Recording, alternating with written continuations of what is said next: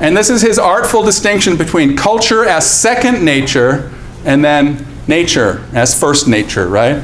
And he wants to say that culture is indeed distinct from nature, right? It's different, and that's really important. But it's also similar enough to be characterized as second nature. So it is a departure from nature. Culture is but it's not a radical departure from it, okay? Second nature, the result of socialization and social evolution, emerges from within first nature, the result of biology and natural evolution. Humans were socialized and developed systems of morality by means of deeply ingrained blood ties, specifically maternal ties. Right? The mother-baby relationship, you know, is sacred in literature and art throughout the history, going back to the dawn of time, right? Perhaps for this reason, perhaps because there's something really sacred being established there, you know, the possibility of altruism that then, you know, as that baby matures, ends up flowering and being applied everywhere, right? Which is an amazing thing to happen to an animal, right? Which is what we are. And yet we have all these capabilities that emerge from our culture, right? That other animals don't have. The one known factor which establishes a profound distinction between human groups and all other animal groups is the association of mothers and offspring for a long time, is what he's saying, right? Which is the sole form of true social solidarity among animals. Now that may be wrong. It sounds like it might not be quite accurate. Empirically accurate. He's making an empirical claim, right? But I think it is accurate that the human, juvenile human spends more time with his or her parents than juveniles in any other species. Perhaps orcas are comparable, or some whales, some cetaceans perhaps have a comparable duration of the childhood. But anyway, but he's saying that actually the more evolved a species becomes, then the more likely there is to be something like moral relationships among members of that species. Throughout the class of mammals, there is a continuous increase in the duration of the mother-offspring association, which is a consequence of increasing periods of infantile dependence. So what he's saying is that younger mammals tend to have longer periods of dependency between mother and offspring. I don't know enough about biology to know if that's true, and who knows.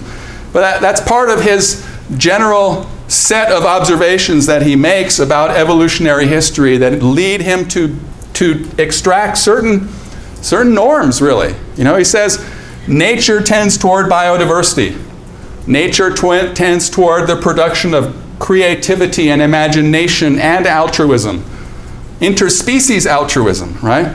And so the right kind of culture to have is the culture that embraces, protects, and encourages those tendencies, right? Toward biodiversity, toward imagination, toward creativity, right? So Bookchin he's trying to base his idea of what our culture ought to be, right? His normative argument is based on his observations about about what happens in nature. And that may be problematic, is what I'm saying. I haven't thought enough about this. I haven't read enough other commentary on Bookchin to form a conclusion about this. But I am a little bit suspicious, you know, of his reading of morality, this biological reading of morality. And he doesn't go into it enough, right? He just kind of offers it tantalizingly. And anyway, early human association fostered a strong disposition for interdependence and cooperation, not the rugged individualism we usually associate with modern independence, okay? Early human association fostered a strong disposition for interdependence and cooperation, all right? Modern society, by contrast, emphasizes selfishness, privatization, and competition. Mutual aid customs, neighbors helping neighbors, workers helping fellow workers, etc., are a manifestation of ancient human associations, cooperation instead of competition, which have survived to modern times. And there's actually another, this has some mistakes on it though, so I wouldn't totally rely on this, but a student made this for me a couple years ago. There's a spelling error here, right? C-A-L-L-I-C-O. And notice old Ron Arnold is characterized somewhat diabolically there. And then Hume, this is a mistake here, right? You misspelled Hume, but also there should be a neo-Humean between, there should be, Hume should be here. Maybe I hadn't developed, but obviously, and it starts here, right? But on this one, you have the holist both on one side and the individualist both on one side. So the only difference between the way I've arranged these quadrants and the way I've taught this to you so far is that on this chart, we start here, right? Nihilism and all the anthro-individuals are over here. And on my chart, on my current chart, we start up here. So it's kind of upside down. But anyway, that's a sort of another example of what you could do with this chart. And if you still want extra credit for updating this chart for me and putting it on the digital form, you're more than welcome to do that. Anyway, so Bookchin has this theory that's very important. And he uses these terms, first nature and second nature. Culture is second nature. Okay, but they're continuous with. And this is really, there's a lot in common with Bookchin's interpretation of evolution and what a pragmatist might do with evolution. What an environmental pragmatist might do. Because Bookchin seems to be, he seems to be open to the idea that evolution is itself a type of experience. And if there's an experiencer experiencing something, then it's possible to view that thing, even though it's not an animal, even though it's not a discrete animal or a discrete plant, but it's a species, for example, or an ecosystem. It seems as though Bookchin wants to talk about an ecosystem and a species in a way that pragmatists are willing to talk about them as something that's doing some experiencing over a long period of time, and therefore is worthy of moral consideration. Anyway, maybe I'm going down the wrong track with that reading of Bookchin, but social evolution, according to Bookchin, is continuous with. That's the point I'm making here. It's continuous with, and that's very different, for example, than, well, Rolston seems to emphasize differences between culture and nature. Bookchin wants to emphasize similarities, all right? And that's what the pragmatists want to do also, right? Culture is continuous with natural evolution and not opposed to natural evolution. Human nature is derived from non-human nature and social evolution from natural evolution. The emergence of society is a natural fact that has its origins in the biology of human socialization. Conflicts between civilization and the natural world are the result of corruptions of society and of human nature. Okay? So this is and on this point, the social ecologists emphasize their disagreements with deep ecologists. Okay? Deep ecologists have this tendency to identify the human animal itself as being a corruption, right? But Bookchin always steps in and says no, and he gets upset when people do that, because no, conflicts between civilization and the natural world are not the result of corruptions of the human being itself. They're the result of corruptions of society and of human nature as a result of our dependence on this artificial system, or this system that needs some adjustment. Capitalism, right? It needs a little bit of adjustment. A lot of adjustment, probably. Civilization, human reason, human technology are not curses, not blights on nature. All right? Perhaps Bookchin is exaggerating, but he thinks the deep ecologists they just flirt too much with misanthropic language, about how humanity is a cancer and a blight on the world, et cetera, right? And Bookchin wants to hold up and celebrate the human being, the human animal. And he thinks that's the only approach to the human being that's consistent with his tradition of social justice, right? So, and he insists that the threat to life and to Earth's life support system is the result not of civilization, not of reason, but of capitalism's disfiguration of human communities and the human spirit. And then again, he cites this long, slow destruction of mutual aid societies. And this is where he criticizes radical environmental movements, as I just pointed out. Simply to pit nature against society or the biosphere against humanity prevents us from examining the highly complex differences and divisions within society so necessary to define our problems and their solutions. Ecological problems are primarily social problems. Ecological problems are the result of man's domination of nature. man's domination of nature is rooted in man's domination of man. All right? And he describes I was wondering if that's his anarchist tie. What are the anarchist colors? Green and black? Is that right? Red and black. What is it? Red and black. Red and black? I thought there was green in there too. This is green anarchism. Well, green anarchism? You mean like one of these? Someone was disparaging environmentalists as really being watermelons nowadays. And of course, you know, if you're a believer, if you've been duped by the, of course, you know, the eco-fascists are just promulgating this nonsense about anthropogenic climate destabilization. It's not actually happening at all, right? But why are they doing that? Why are they spreading all this propaganda about why? Because they're watermelons. They're green on the outside. But they think, really, what they really want to do, this green is just their veneer, right?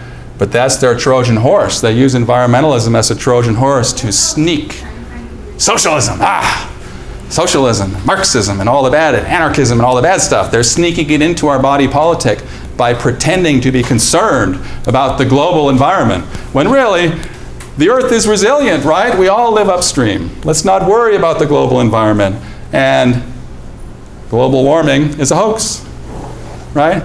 And why is there so much invested in this hoax, you might ask? Well, the reason there's so much invested in this hoax is because they really want to take away, they're envious, right? They want to take the property away from rich people, right? They want to take other people's property. That's their real agenda, right? Their left-wing agenda, and they're just using environmentalism as an excuse to drive through their real agenda, right? You guys didn't know that, huh? Well, but I was wondering if, you know, those were anarchist colors. But you say they're red and black, huh? I don't know. That's a red and black tie. But anyway, so hierarchy and domination are part of a false interpretation of human nature, and this false interpretation is beneficial only to society's economic elites. All right? This is another challenge to the kind of the natural law thinking that says that it's just human nature for there to be competition. It's human nature for there to be greed. It's just the way things are. Boys will be boys, right? And so you just better accept the way things are and muddle through as best as you can. That's a trick, though. The trick of every ruling elite from the beginning of history to modern times has been to identify its own socially created, socially created hierarchical systems of domination, right? Identify these hierarchical with community life as such. That's how the world is, right? It's all red and tooth and claw, right? Everything in the natural world is brutish, nasty, and short, right?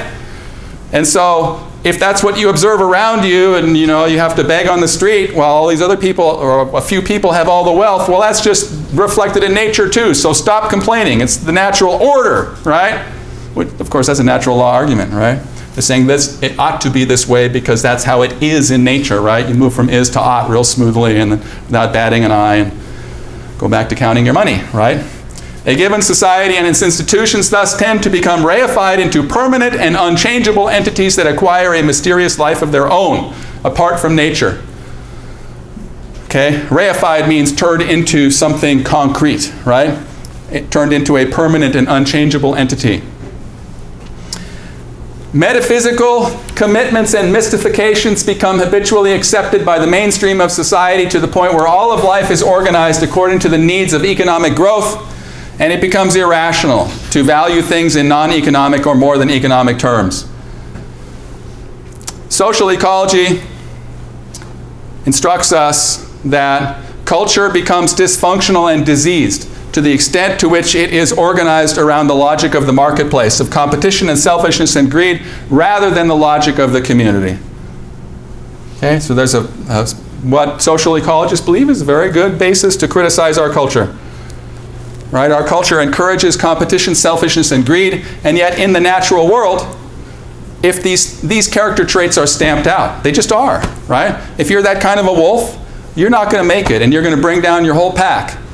Right? So those kind of wolves very rarely appear in in the real world, right? But they appear in our culture because our culture has been disfigured, right? And rendered dysfunctional by an economic system which isn't suited to human life or any other kind of life for that matter. Alternatively, a given society and its this is another trick that is often used to justify hierarchy and domination. A given society and its institutions may be dissolved into nature as merely another form of animal community with its alpha males, its guardians, leaders, and horde-like forms of existence. And of course, nature is often read as also patriarchal, and a lot of the structures that we experience in our society are read backwards onto animal communities, when in fact, if you pay attention, there's very little of that going on among animals.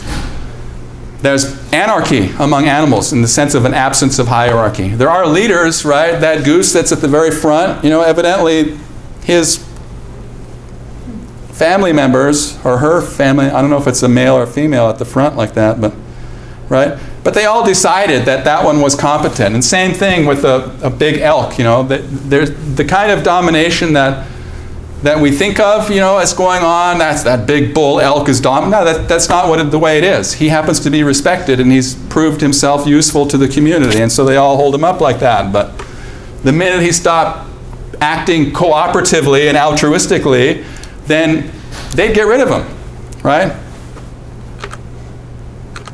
Anyway, so Murray Bookchin is making this normative claim, it seems to me, unless he wants to do the old deep ecology move that Arnie Nass and just say, I'm talking about ecological consciousness. I'm not trying to offer you a norm, right?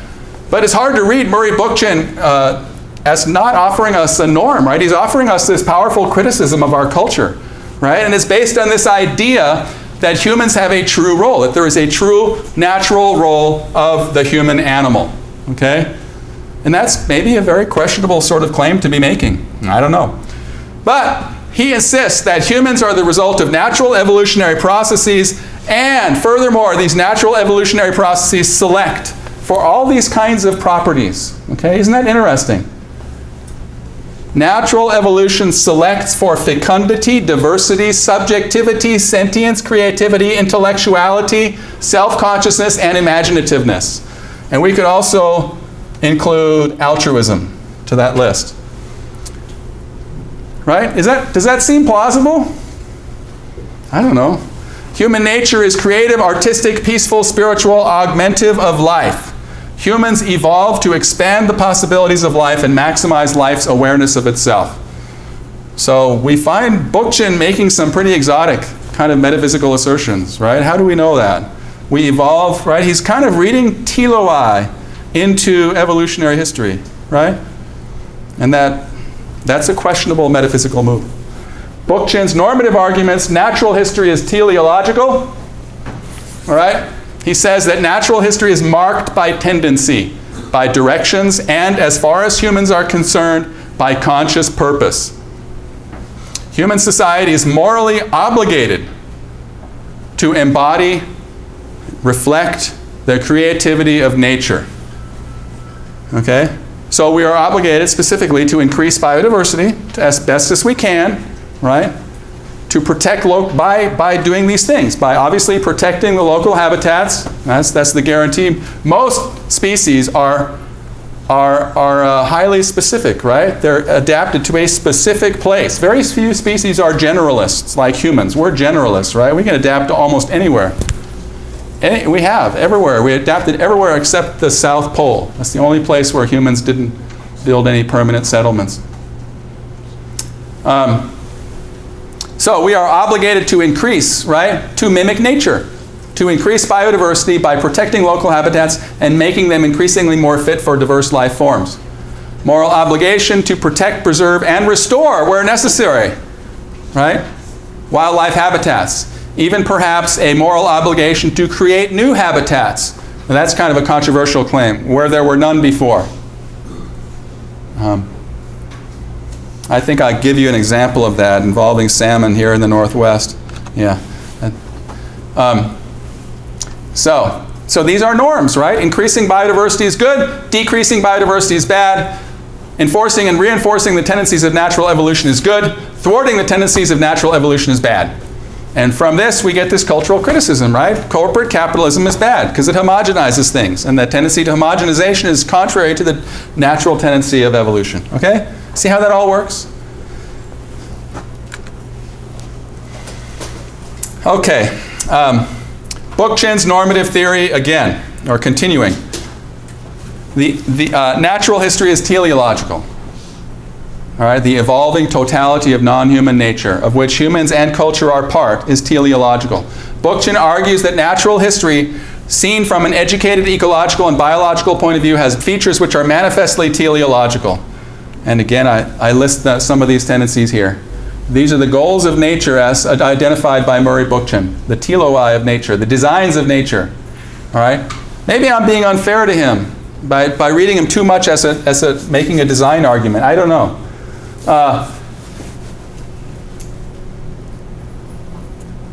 So anyway, finally going down to increasing levels of intersubjectivity and cooperation, increasing imagination and creativeness of individuals.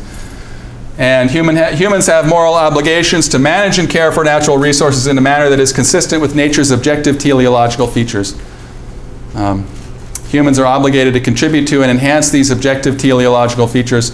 So really, he's giving us kind of this exotic, right? I mean, now he's starting to sound more like, if we can rescue his argument away from, and identify it as not just a natural design argument, then he's making a Kantian, right? He's making a neo-Kantian. He's making a deontological argument about the objective moral status of ecological wholes, right? So again, with the deep ecologists, as Nate helped us out with last week, with the deep ecologists, there is this logical and natural place for social ecology, again, as neo-Kantian ecocentrists. But practically speaking, practically speaking, they, as I started today's lecture by pointing out, social ecologists think the most effective way to organize, the most logical and effective way to organize natural resource policy is around long-term human considerations. Okay? And those long-term human considerations are going to converge with the interests of of all kinds of non-human animals and ecological wholes, right? Because they're all are interdependent. So, but he's offering us clearly a non-anthropocentric axiology, isn't he? When he he seems to be arguing that these things are all objectively valuable, right? All these things I have listed here. These are all objective values in the natural world. And because they're objectively valuable, once we become aware of them, we acquire, somehow, we inherit a set of duties, okay? Humans have moral obligations to manage and care for natural resources in a manner that is consistent, all right? So once we're enlightened and we see what's going on in nature, we see that nature is producing these properties especially, then we have to start conforming our customs, right? Our cultural economic practices with nature's tendency to produce these properties, right? Okay? So we're obligated to protect biodiversity, wildlife, land, air, water. We're obligated to restore previously damaged wildlife habitats, work to recover endangered species, and perhaps we're even obligated to create, when we can, entirely new habitats for wildlife. And that's perhaps an example. I'm not sure, I haven't done enough research, but I believe that a couple of runs of salmon, maybe a coho, which never lived above, I don't think there were any coho in the Willamette at all, mainly because they couldn't get beyond Willamette Falls, right? But evidently a run of coho did nativize for a while, and I'm not sure how. But after a while, I think they installed hatcheries too. I mean, they used hatcheries. After they put that fish ladder, they made it easier, right? They made it really easy for salmon to get up over Willamette Falls. And when they did that, they made it possible for other subspecies of salmon, which before could not go up there, right? And there's some controversy over whether or not that's a good idea, because, on one hand you could say, well, whatever was up there above Willamette Falls in the river, that's what nature put there, and it's already filled up, right? It's all the kinds that are needed are there, right? And so why add another one? Anyway, so there's some controversy about that. But the rebuttal to that would be, hey, the coho that now are thriving in the upper Willamette River don't actually compete, right? They arrive at a different time of year, and they don't eat any of the food that these other salmon runs eat. So what we're doing is we're adding biodiversity to the Willamette River, right? And as long as those salmon that have now nativized on the river are not competing with the salmon that were there before, then we've done something positive, right? Because we've increased the net overall biodiversity of the Willamette River. And so Bookchin might say, if we can demonstrate all that to be the case, then we have an obligation, right? And lo and behold, when the Oregon Department of Fish and Wildlife did that, they were actually fulfilling their own obligation that they already had. Isn't that amazing? And they did. Hooray for humans, right? The biodiversity increasing animal, which is what we are, which is kind of beautiful, according to Bookchin. So, yeah, so we can just be candid, all right, but it's not scary. Being deep green and being deep red, it's not scary. It's just being real. And it doesn't mean you have to be outspoken or go around offending people's sensibilities or anything like that either. You just need to kind of try to offer a little bit of a social context to our ecological problems. And if you're into outdoor recreation and you love certain parts of of where we live here, then maybe, it might help to get involved, at a different level to protect those places other than just traditional environmentalists, right? I mean, perhaps we need to address some of the other causes of ecological catastrophe that are rooted in our, in our economic systems. So, anyway, all right. So we're starting to now get into, we're going to get into technology really big time. I've asked you to read for Thursday's class. I've asked you to read what may be the most stimulating essay that you'll read all term long in this class. And that's saying a lot, because we've read some amazing stuff. But this guy, David Watson, offers us this scintillating and kind of terrifying analysis of what he calls the mega machine, the technological mega machine. So pay close attention to his analysis. And but there is this general, it seemed that a lot of scholarship of our relationship, of Western culture's relationship with the natural world seems to be coalescing around a consensus about what happened to Western culture to make our culture so estranged from alienated from the natural world and at odds with the natural world. And one obvious, if we were to go round up the usual suspects, certainly probably the first suspect that we would round up would be the Abrahamic religions. Perhaps, that's been a common theme among a lot of cultural criticism, is that our culture is rooted in this idea of God as a transcendent creator. Earth is finished, it's no longer evolving, right? That sounds like Ron Arnold. That's kind of what Ron Arnold is trying to say, I think.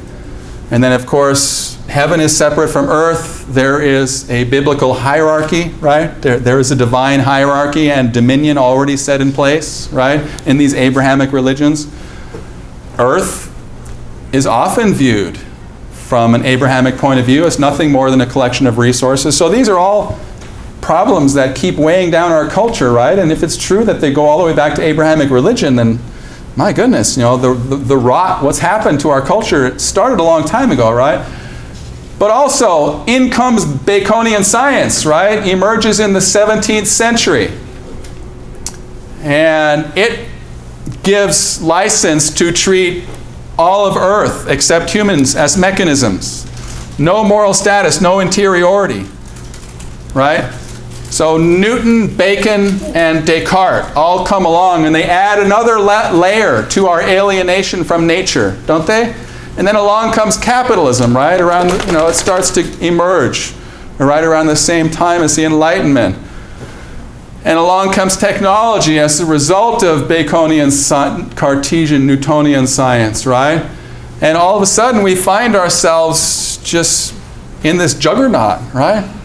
Of all these different forces which are establishing an adversarial relationship between humankind and the natural world. So, and what we get, is the natural world slowly transformed. I have a whole series of pictures. Look, there's a fish wheel right there. An old fish wheel in the Columbia somewhere. So at some point, we want to begin talking about the traditional harvest, salmon harvest. These are photos of Celilo Falls. This was on the Columbia River, a little ways east of the Dalles. But these are examples. Watson introduces a distinction, a very important distinction between techniques, and technology. And his argument is that the totalization of technology has created a culture, a society which is categorically distinct, which is unique in the history of the human animal. And something to be very concerned, if not alarmed about, because his thesis, part of his thesis is that humans are not in control of technology. That this technological mega machine has taken over human culture and is driving us in a very literal way, really. And I think maybe if he was to update his analysis, he wrote this essay originally in the mid-1980s, I believe, and then he went back and rewrote it and updated it in the late 1990s. So it's already still, it's 15 or 20 years old already, in its current form. But when he talks about the technological mega machine, he talks, what he means is a way of thinking that is indistinguishable from which is literally driven by technological concerns. Anyway, a total system homogenized by Baconian science does not vary from culture to culture. This varies from culture to culture. You can imagine different cultures relating to salmon in different ways, and as you move up the river you might see different kinds of harvest techniques, right, that are culturally unique from tribe to tribe, right? These are examples of technique. The dip net, the platform, right? These are all examples of technique. The little cable cars that the fish buyers installed so that these guys out on the island, these guys over here can get their fish over to the mainland so they can sell it.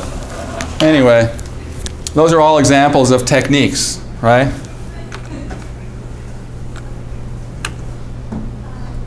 This perhaps is a bridge between a technique or this would be a technique perhaps, or perhaps it's just technology now. I don't know. You guys can think about that. But this fish wheel obviously is a very different technique, right? Is it different enough to no longer be a technique, according to Watson? I don't